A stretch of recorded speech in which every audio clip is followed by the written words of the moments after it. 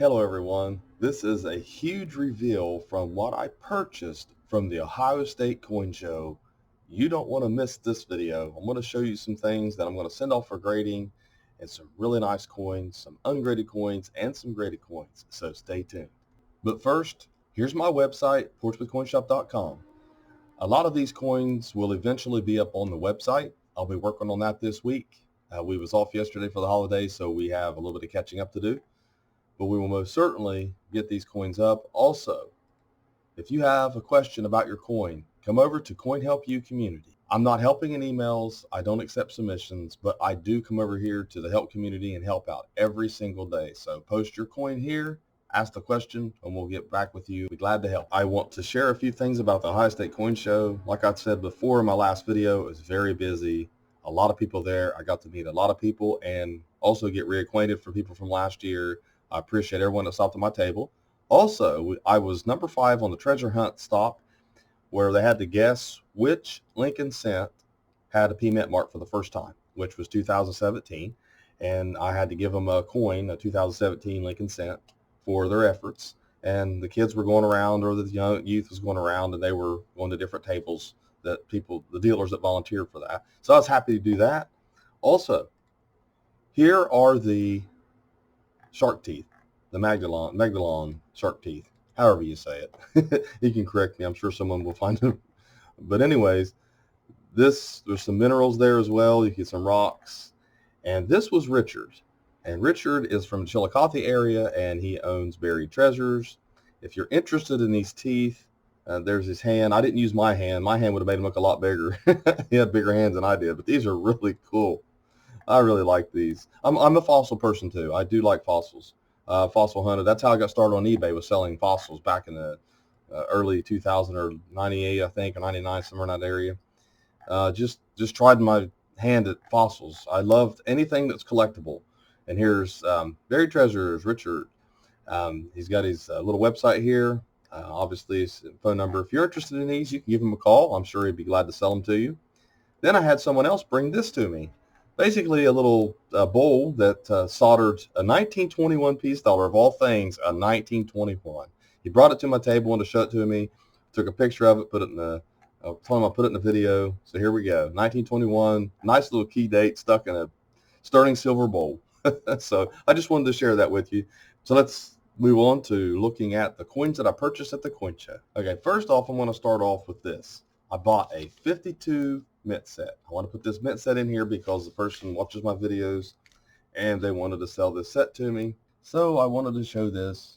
I'm glad to be able to buy older sets like that. You know, they come in and add the double sets, add the PD and the S mints. And they're usually toned because they're in these sets. The cardboard tones them up. A lot of coins in these sets, and they are pretty valuable. Mint sets started back in 1947. As far as being released to the public, and they need to look like this because there are a lot of made-up sets. I try to stay away from them because it's just someone taking, coins and putting them together. Then I purchased a few notes I want to show you, and this one here is actually a 1934. It's a silver certificate, but it's what you call a funny back because the back looks like it's funny money. And I believe I got another one. There's a 1928 also here, and they're very similar in design, and the backs have that funny back to them, and that's why they call it that. These are really nice notes. Then I bought a few gold certificate notes, about $20 from 1928. This would look like on the back. I bought probably about a $10 as well, but I got, like I said, I got a few of them.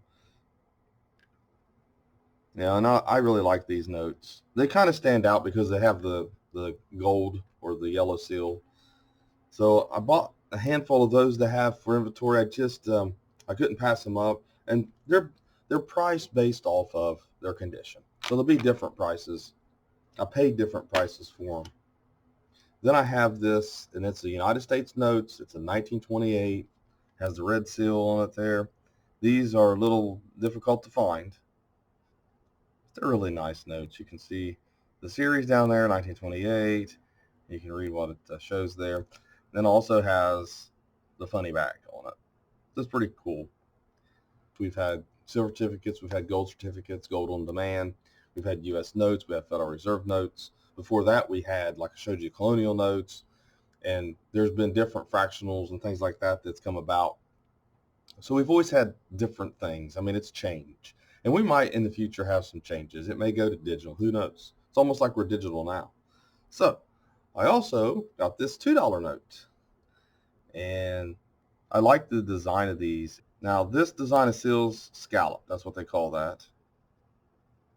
And sometimes it's hard to find the date on a lot of these. So you have to really look close and give it a look. And you can see over here on the side, series of 1917. It's up here on the top.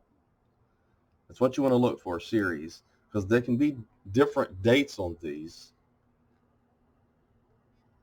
but you want to look for what series it is, because they weren't all minted or printed in 1917. Then I have this one, and someone put in there a plastic case. It's what they call nickname wood chopper, because it has a guy that's chop wood has, and I like these kind of notes. So it's a series of 1907, as you can see above the United. It's United States notes. It's pretty cool. I like this note. I like the designs of these. And there's a lot of notes to take a look at if you wanted to fill your collection full of notes, different designs and all. There was a lot of them there to show. I bought 11 10-ounce bars. I put most of them up on the website because I have a generic. They were just generic. I had a couple of these Englehards, and I just wanted to kind of show real fast. These tend to sell for a little bit more than your regular bars because they're Englehard. But that's some stacking material right there for everyone. You can see my exit sign and my everything else in there. But yeah, these are really neat. Then I bought a Chinese spade. This is a spade coin. A lot of these, it's a state of Lang, and they call it spade money. They found a lot of these at a site that they think might be one of the first or the first mint ever in China. So I had to buy that. It's 150 bucks. I paid 130 for it. I'll sell it for 150, I suppose. I just think it's neat. I like that. Some old money there. Shows 350 to 250 BC on this. Okay, now here's a large cent, and this is the Liberty cap. Now some of them will have the pole. This is a 1795 coin. It has some pitting and some issues, but I wanted to buy the coin regardless. It's hard to see a lot of the details. There's a lot of little pitting on it, but to me, I felt it was worth buying the coin. I mean, it's probably a little better than AG condition as far as net grade. Might be G, but still, I wanted to get something. It's hard for me to pass up a good deal on a nice coin, an older coin. Just like owning these coins. Even if I own them for a little while, I still like to own the coins. Then I got like 10S. Get these for inventory. 11S. Anytime you can get a chance to buy things to have put up in the having for the shop and all. And I've had some requests for these as well. Here's a 12S. These are all a little better years of Lincoln cents. And then here's a 31S.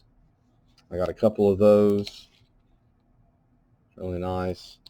And then I got the 36S, and this one here, I showed it in the other video, but you couldn't really see it that well, but it is the double die. I was hoping I could get a little bit closer here at the shop. Maybe need better lighting, probably. It's just, I think right there you can kind of see it. You see where the 9 and all, it's larger. See if I can get that off of there. It's behind the thing. The most important thing about these double dies is you're looking for larger letters. They're thicker because they're actually doubled. They're doubled when they're struck by a die that was already doubled. So you can kind of see the line in the 9. You can see at the bottom of the 6. You can see the 3. Then I got a couple of 1908S Indian cents. And there's an S mint mark here. That's where the mint mark is. I got a couple of those. And I did get a couple of 14Ds here, but they're not in the best of shape. but I have requests for these all the time, so I went ahead and bought them. These, basically, to me, they're a little better than hole fillers, but yet they've been cleaned or messed with a little bit, seems like. I have some issues. And some people might not know this, but we did have a 2-cent coin. It's 2 cent. It's made out of copper. It's 1867. There's a 2 cent on the reverse. Civil War era.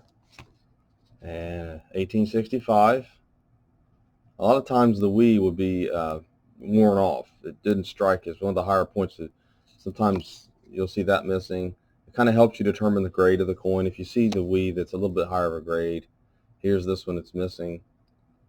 So you're pretty much in the fine area. 1871. Got a nice seeded coin. I bought this from somebody who watches or has been in the shop before. So it's an 1873. It's a closed 3 variety, which is still doesn't make a whole lot of difference. Here's the reverse of it. Just something else that I bought. I don't know about the AU on it. I have to take a look at that a little bit closer. Extra fine I can most certainly deal with, but not AU. And that's the problem, when you can't buy with what's based on the holder. And here's a 78cc. It's a seated quarter. And if you can look at the back here, you can barely see the top of the CC right there, but you can see it. Then I have an 1858, and it's closer to AU than the seated one. I bought these all from the same person, but it's been cleaned a little bit, so it has some issues. But they still have good eye appeal, even if they're cleaned and worn. Then I have a seated 20 cents. It is AU details, but you don't see them like this very often. Even though this is the common year, they're not common in this grade, in this condition. Then we have some 5-cent shield nickels, and this is an 1867. You've got a lot of repunched dates on these. You have double dies. It's always good to learn. You have die cracks across you can see the die breaks. And you have, on the reverse, you have rays on some of them. This is a good little series to collect. You can usually find some type of variety. If you go to a coin show and you ask the dealer, do you have any ungraded shield nickels? And look through them, and you're going to find you something. You're going to find a variety. Now, it's going to be a minor variety. It may be missing part of the C. You may see overdate, which is, like I said, it's pretty common on these. You might see die cracks and things like that, or die breaks. But you can say you found something, something from a type coin. This is 1872. And then, there's that chance if you might find a decent, double die, you might find a decent variety that they overlooked or didn't pay attention to. But you'll see a lot of them with missing parts of the letters. That's really normal. You'll see that on 3-cent pieces as well. Here's an 1876. It's got a little bit of environmental damage on it. And you're going to find that. It's very difficult to buy type coins without finding coins that have problems and issues. It's an 1883, and you got an 83/2 and different ones like that. So you definitely want to, take a look at a dealer's inventory if they'll let you. Then you have a 14S Buffalo nickel, and the mint mark on these is here. And I just always try to find, anytime I can get a hold of a decent date and mint. This is a 12S. This is one of the keys to the V-nickel series. I try to buy those when I can. If I can get them around the gray sheet area, I like to get them less than gray sheet. A lot of dealers were selling them less than gray sheet. I'm here to tell you that some prices are kind of softening up a little bit, and that's the way the market is. Not a whole lot you can do about it, but I definitely seen a little bit of that. A lot more gray sheets being used again, whereas before it was like over gray sheet. So here's another, and this one's a 1918D, and you can see it looks a little bit about fine condition, and here's the mint mark on those. The date wears off on those. It's normal to find them without the date, but to find them with the date, they're more desirable. And a partial date, I should say. You'll see like maybe just the 8. This one here's nice, well-worn, evenly worn coin. Then I've got these, and probably be sending them off. This is a 1918. Now this one I think is uncirculated details. It's been cleaned a little bit. I may sell it raw, ungraded, but it's a nice one. I couldn't pass it up. I saw these and they caught my eye immediately. Just don't find them very often in that grade, this condition. Then you have this one, and this one will be sent off. I don't know about it being a full head or anything like that, but it's definitely a coin that I'm going to try my hand and send it off. See what grade it gives. Probably a 62, but regardless, I want to try that. Then we have the 1929, and this is a nice PU example. It may get 63. But then again, they may think it's been played with and maybe it's circulated. I mean, you can see just, like I said, I'm going to have to look at these really close, but they are very nice looking coins. Then I bought some 32S, and on these, the mint mark's on the back. If the mint mark looks fake, it's probably authentic because they look kind of wonky. They look different. If they look too perfect, you might want to think about it. A lot of times, the circulated examples, this has got a little bit of cleaning on it, but yeah, it's a 32D. These are all coins that will complete collections. I do have 3 near complete Worsted quarter collections. So these will probably go in there, and I might sell them as complete sets. It's possible. Then I bought a couple of Barber Halves. When I see some of the Liberty, I usually don't stop. I usually buy them. They got a little better grades. But yeah, it's got Liberty on it. They just, you see so many slicks that you want to try to buy the ones that have a little bit of meat left on them. Then I bought this one. A lot of people are like, hey, it's a 1955. You can see it's a Bugs Bunny. It has what they call, it's like teeth. It's like a vampire more than anything. Close to full bell lines, but not quite. Then I bought a 92cc. Just circulated, nothing real special, but I saw it. And this one here, this one kind of stuck out at me. It has a lot of marks on it. It's an 1878 8-tail feather. But I had to buy this. You can always use an 8-tail feather coin. And I'm looking at probably a 61 or 62 grade. I haven't checked the VAM on it yet, but I will do that. Most of them have double die on the reverse. Here's an 1899. Looks like it might be uncirculated. 1899 is a Philadelphia mint. It has no mint mark on it. It has a little bit of a streak across it here.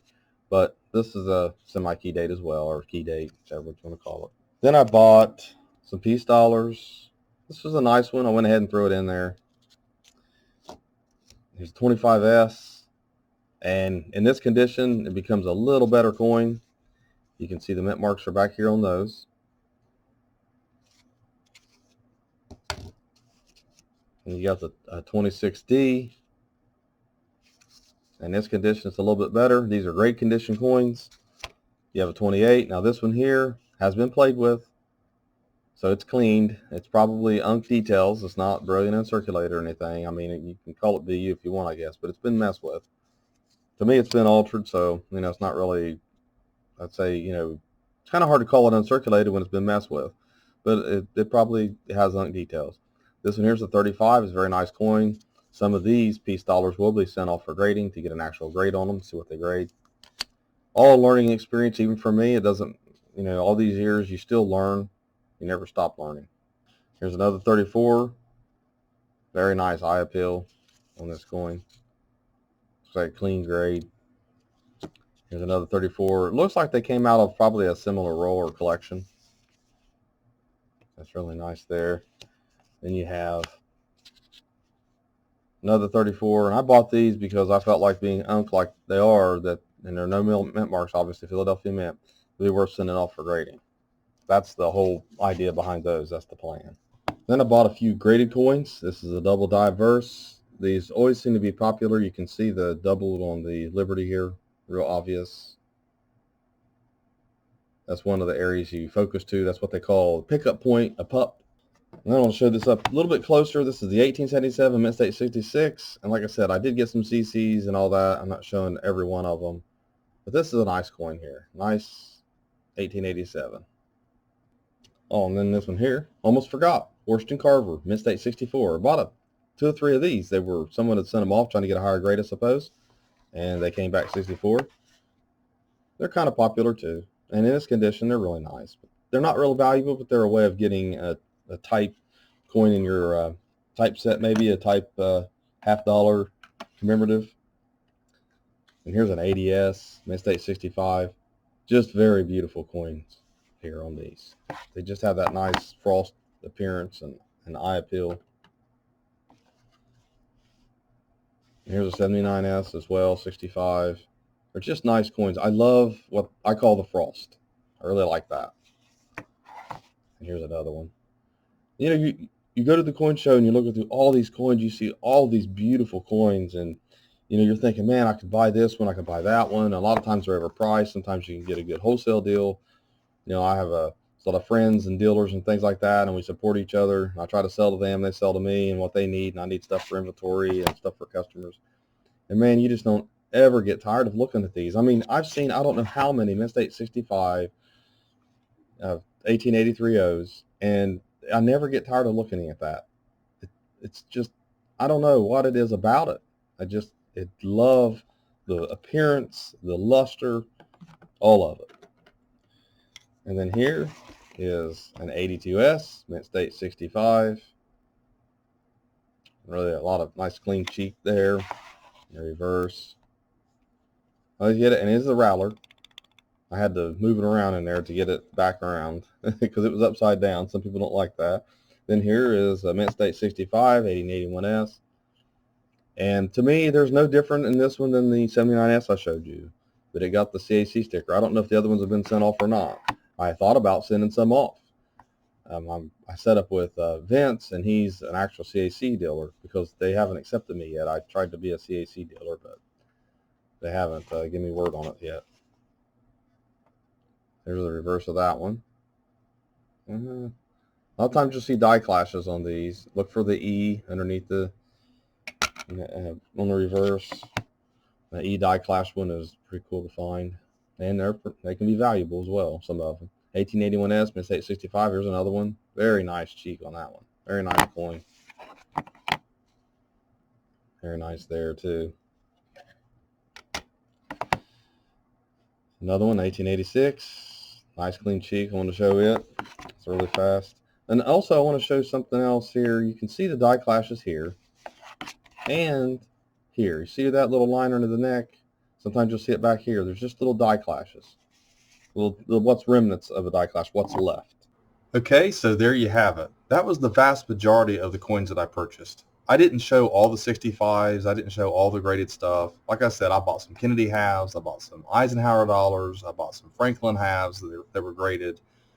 And I kind of went there with the whole idea that if I could get a good deal so I could buy stuff for inventory for everybody, that's what I was going to do. And I tried to pick the best eye appeal coins that I could get. So when you see them up on the website, guaranteed they're going to be nice coins. And if they're not, I'll tell you they're not. So thanks for watching my latest video. Great to see everyone at the Ohio State show that was able to make it. And above all, have a great day.